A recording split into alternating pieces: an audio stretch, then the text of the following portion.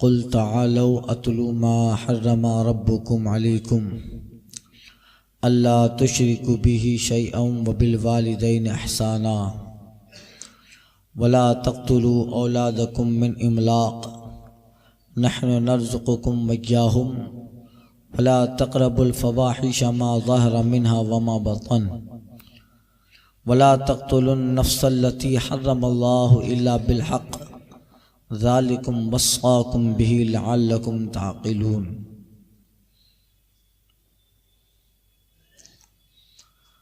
محبوب آپ فرماؤ آؤ میں تمہیں پڑھ کے سناؤں جو تم پر تمہارے رب نے حرام کیا کہ اس کا کوئی شریک نہ کرو اور ماں باپ کے ساتھ بھلائی کرو اور اپنی اولاد کو قتل نہ کرو مفلسی کے ڈر سے، ہم تمہیں اور انہیں سب کو رزق دیں گے، اور بے حیائیوں کے پاس نہ جاؤ جو ان میں کھلی ہیں اور جو چھپی، اور جس جان کی اللہ نے حرمت رکھی ہے اسے ناحق نہ مارو، یہ تمہیں حکم فرمایا ہے کہ تم عقل کہ کہیں تمہیں عقل ہو۔ گزشتہ تفسیر میں عرض کر چکا، اس آیت اور آنے والی آیت میں اللہ تعالیٰ نے ان میں 10 جرم سے سخت ممانعت فرمائی، جن میں 5 کا ذکر اس آیت کریمہ میں ہے اور 5 کا ذکر آگے والی آیت پاک میں آ رہا ہے۔ گویا ارشاد فرماتا ہے اللہ تعالیٰ، اے لوگو تم کہاں حلال اور حرام میں بھٹک رہے ہو اور اپنی کم عقلی سے کام لے کر حرام کو حلال، حلال کو حرام کر لیتے ہو۔ محبوب آپ کہہ دیں کہ آؤ میرے پاس، میں تمہیں بتاتا ہوں اور صحیح بتاتا ہوں کہ تمہارے رب نے کیا حلال کیا ہے کیا حرام کیا ہے۔ اب چونکہ اس آیت پاک کا تعلق اگلی آیت پاک سے ہے، کفار نے جانوروں کو اپنے بتوں کے نام پہ چھوڑ کے اپنے لیے حرام کر دیتے تھے۔ اب حضور سے کہا جا رہا ہے کہ محبوب آپ کہہ دیں، اور یہ اللہ تعالیٰ کی عادت کریمہ ہے، بیان بندوں کے لیے ہوتا ہے، بات انسان کے لیے کہنی ہے، مگر وہ بات اللہ ڈائریکٹ نہیں کہتا، اپنے محبوب سے کہلواتا ہے۔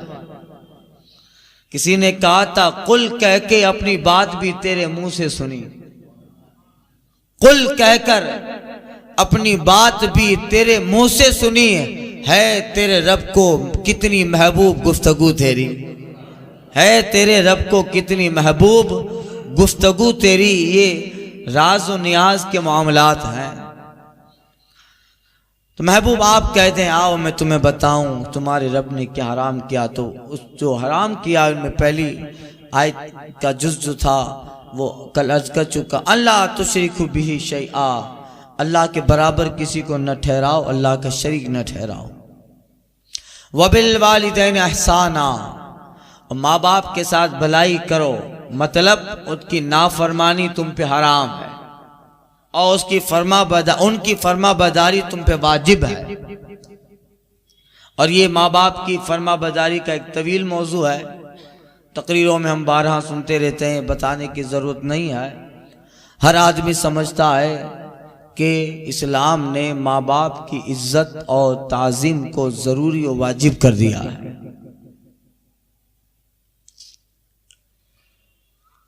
اور اس کے تعلق سے احادیث میں کتابیں بھری پڑی ہیں، بزرگوں کے واقعات، کل بایزید بستامی کا واقعہ سنایا، عرض کیا، سلف صالحین کے اقوال، واقعات، حکایتیں صالحین کی اس موضوع اور اس ٹاپک سے بھری پڑی ہے، بس کمی یہ ہے کہ ان باتوں کو ذرا اپنے دماغ میں، ذہن میں، دل میں بسا کر عمل کیا ہے۔ ماں باپ کے ساتھ احسان، اور ماں باپ کے ساتھ احسان ایک ایسا ٹاپک ہے کہ اس میں اسلام ہی کی خصوصیت نہیں ہے کہ اسلام ہی نے ماں باپ کے ساتھ بھلائی کا حکم دیا ہو۔ دنیا میں اس وقت اور ابھی جتنے مذہب ہیں، ہر مذہب میں ماں باپ کی تعظیم کو ضروری قرار دیا گیا۔ اب خوش نصیب ہوتی ہے وہ اولاد جو ان پہ عمل کرتے ہیں، اور بڑے کم نصیب ہیں جنہیں یہ سعادت مندیاں ملتی ہیں مگر گنوا دیتے ہیں۔ پھر جب بوڑھے ہو جاتے ہیں تو پھر مشاہدہ ہے، باپ کی ماں کی گفتگو بھی اولاد کو اچھی نہیں لگتی ہے۔ اب وہ آدمی جب بوڑھا ہوتا ہے نا تو پھر اس کی عقل بچپنے کی طرف لوٹتی ہے۔ اللہ فرماتے ہیں وَمَن نُعَمِّرُ نُنَكِّسُهُ فِي الْخَلْقِ، سورہ یاسین میں، اور ہم جسے طویل عمر دیتے ہیں تو پھر پہلی والی خلقت پہ لوٹا دیتے ہیں۔ جسے طویل عمر دیتے ہیں وَمَن نُعَمِّرُ نُنَكِّسُهُ فِي الْخَلْقِ، جسے لمبی عمر دیں تو پھر اس کی عقل اور اس کو ہم پہلی والی پیدائش پہ لوٹا دیں، یعنی پھر عقل میں زوال آتا ہے۔ پھر ہو سکتا ہے کہ ایک ہی چیز کا مطالبہ باپ بار بار کر رہا ہے، ایک بار وہ بات کہہ دیا ہے مگر بیٹے سے پھر وہ کہہ رہا ہے، بیٹا ہے کہ پھر ڈانٹنے پر ہوتا ہے کہ ہاں بول تو دیا، بار بار کیوں بولتے ہو؟ تو پھر اس وقت اور اپنے آپ کو والدین کے سامنے اس طرح پیش کرنا ہے جیسا اسلام اور ہمارے صالحین کے واقعات سے ملتا ہے۔ ورنہ مشاہدہ یہ ہے، دیکھا جاتا ہے، ہمارے پاس تو لوگ کافی آتے ہیں ایسی سب باتیں لے کر، باپ بسترے پر ہے، ماں بوڑھی ہو گئی، تو پھر اب وہاں اس کے پاس بیٹھنے کے لیے زیادہ وقت بھی نہیں ہوتا، اور کسی چیز کا مطالبہ بار بار اگر باپ کرے تو پھر بیٹا غصے۔ مولانا ابو نور نے ایک واقعہ لکھا ہے، بات یاد آئی، اچھا واقعہ ہے، اس پہ والدین کی اطاعت پر۔ ایک بیٹا اپنے باپ، بوڑھے باپ کو کسی گھر سے کہیں لے گیا اور کسی چیز کا مطالبہ کیا، باپ نے کوئی چیز مانگی ہوگی، مگر باپ نے جو بات کہی اس کو 2-4 مرتبہ کہا، بیٹا یہ کیا ہے، بیٹا یہ کیا ہے، بیٹا یہ کیا ہے۔ اب 2 یا 3 مرتبہ کہا تو بیٹے کا پارا گرم ہو گیا، کہا میں نے تم کو 1 بار 2 بار تو بتا دیا یہ ہے، پھر بار بار کیوں پوچھ رہے ہو؟ اب غصے میں آیا۔ باپ ہوشیار تھا، بوڑھا اگرچہ تھا، اس نے جیب سے ایک پرچی نکالی، جیب سے ایک پرچی نکالی۔ شاید باپ کو معلوم تھا کہ میرے یہاں بار بار اس کہنے کی وجہ سے یہ بیٹا ضرور ناراض ہوگا، تو ہو سکتا ہے کہ ارادہ پوروک یہ بات کر رہا ہو، سبق دینا ہے، نصیحت دینی ہے، بالارادہ بالقصد ارادہ پوروک یہ واقعہ لانا چاہتا ہے باپ۔ اب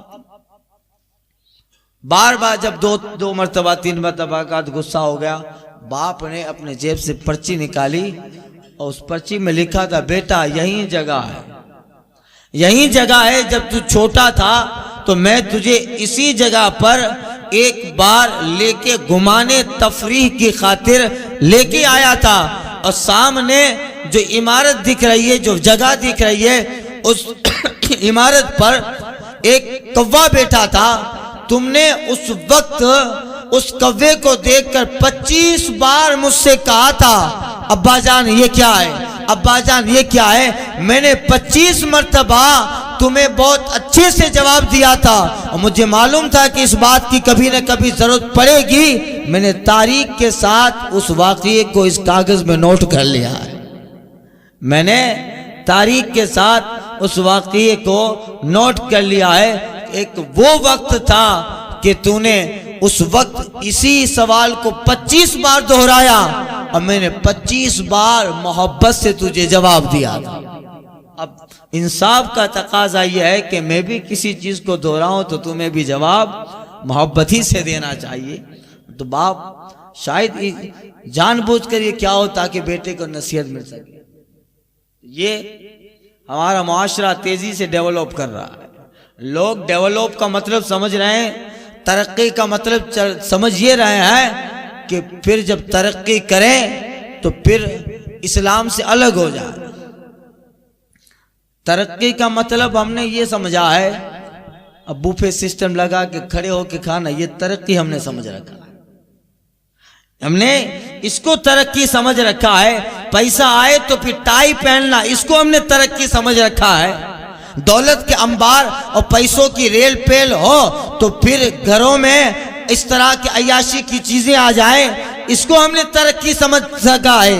نہیں، ترقی یہ ہے کہ دنیاوی مال اور اسباب کے اعتبار سے تو جتنی بھی ترقی کر لے مگر رویہ تیرا مصطفیٰ جیسا ہو، تیرا رویہ وہ مصطفیٰ جان رحمت جیسا ہو، تو ابھی حقیقت میں وہی ترقی یافتہ، وہی ڈیولپمنٹ کہا جائے۔ یہ ترقی ہے۔ تو پھر ترقی کے نشے میں پھر ماں باپ کے لیے الگ روم بنا دیتے ہیں کہ ماں باپ وہاں رہیں گے۔ ابھی کبھی تو ایک دوست آئے تھے، وہ کہہ رہے تھے کہ پھر ہم نے ماں کی باری مقرر کر دی ہے، ہم لوگ 4 بھائی ہیں، مہینہ اس کے پاس رہے، مہینہ اس کے پاس، مہینہ اس کے پاس، ایک مہینہ اس کے پاس۔ یہ ہوتا ہے کہ نہیں ہوتا ہے؟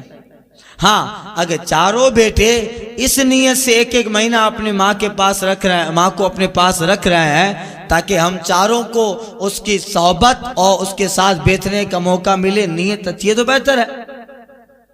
مگر مجبوراً کہ نہیں میں مکمل نہیں رکھوں گا، 4 ہیں تو تم کو بھی رکھنا پڑے گا،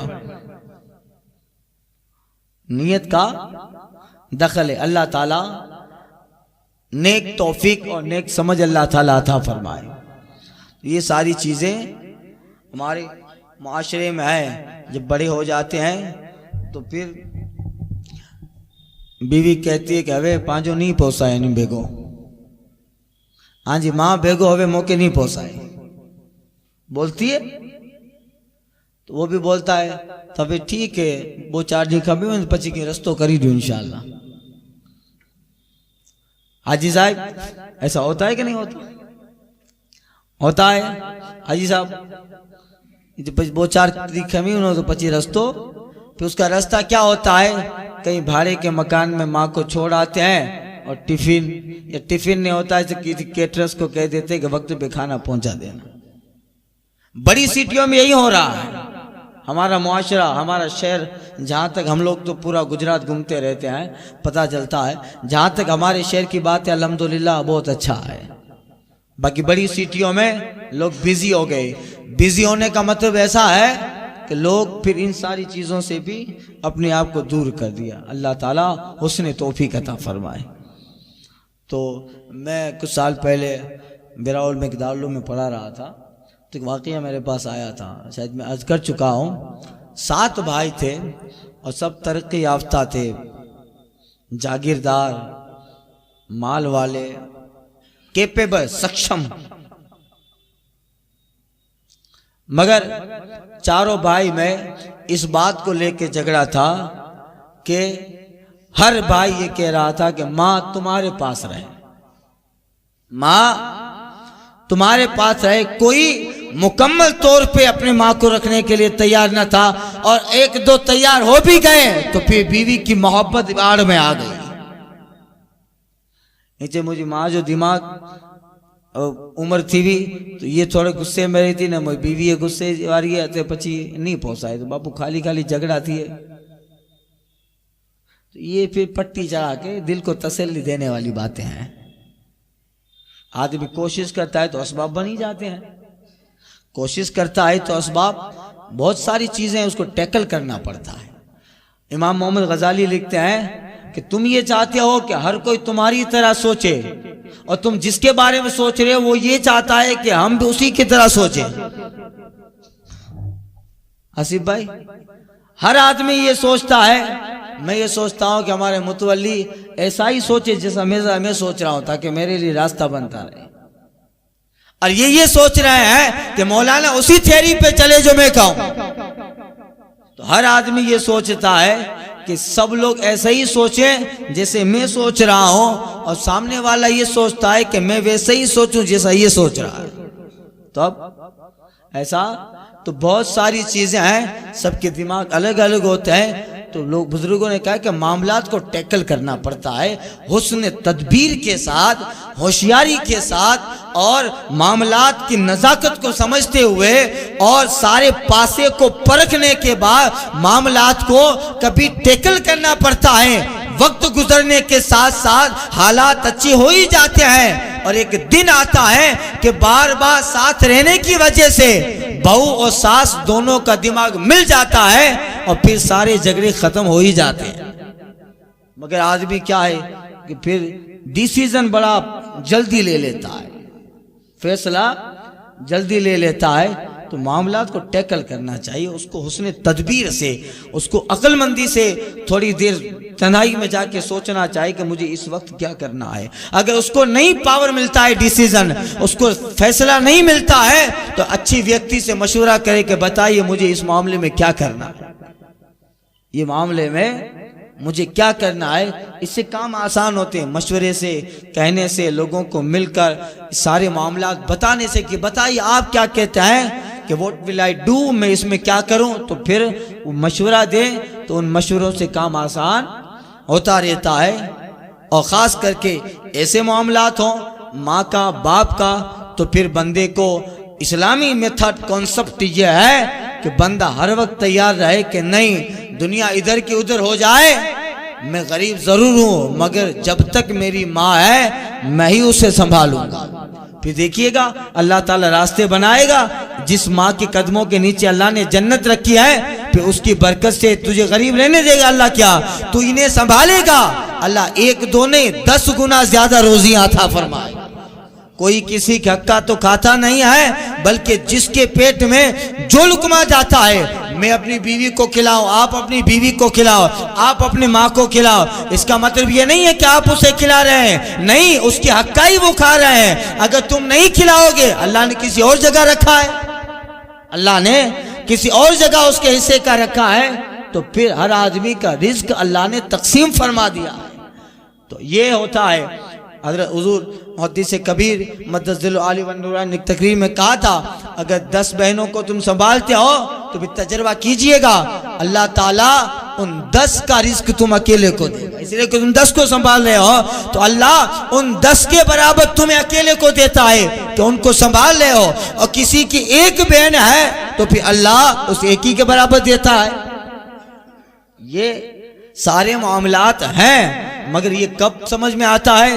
جب اپنا دماغ اسلامی ہو، اپنی فکر اسلامی ہو، ہماری سوچ اسلامی ہو، ہمارا کردار اسلامی ہو، ہمارا کانسیپٹ اسلامی ہو، ہمارے نظریات اسلامی ہو، ہماری فکر اسلامی ہو، اور سارے معاملات میں ہم مصطفیٰ جان رحمت کی تعلیم کو فالو کر رہے ہوں، ادھر دیکھیں گے تو یہ سارے معاملات آسان ہو جائیں۔